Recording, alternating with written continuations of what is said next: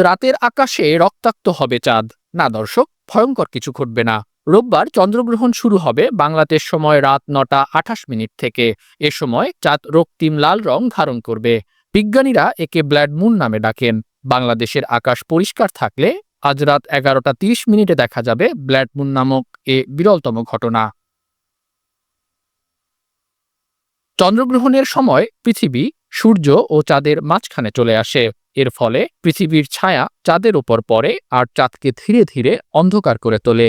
এই সময় চাঁদ পৃথিবীর সবচেয়ে অন্ধকারাচ্ছন্ন ছায়ার মধ্য দিয়ে যায় বলে অনুজ্জ্বল হয়ে লাল রং ধারণ করে।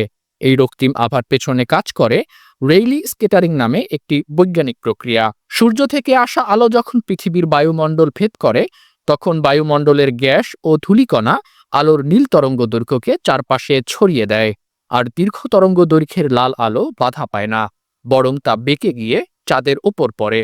এ কারণেই চাঁদ তখন লাল, কমলা বা বাদামি রঙে উজ্জ্বল হয়ে ওঠে। রক্তাক্ত মনে হয় চাঁদকে।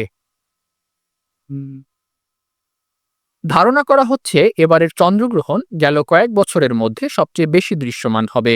এশিয়া ও পশ্চিম অস্ট্রেলিয়া থেকে এটি সম্পূর্ণভাবে দেখা যাবে। এছাড়া ইউরোপ, আফ্রিকা, পূর্ব অস্ট্রেলিয়া এবং নিউজিল্যান্ডের কিছু স্থান থেকে আংশিক দৃশ্য দেখা যাবে।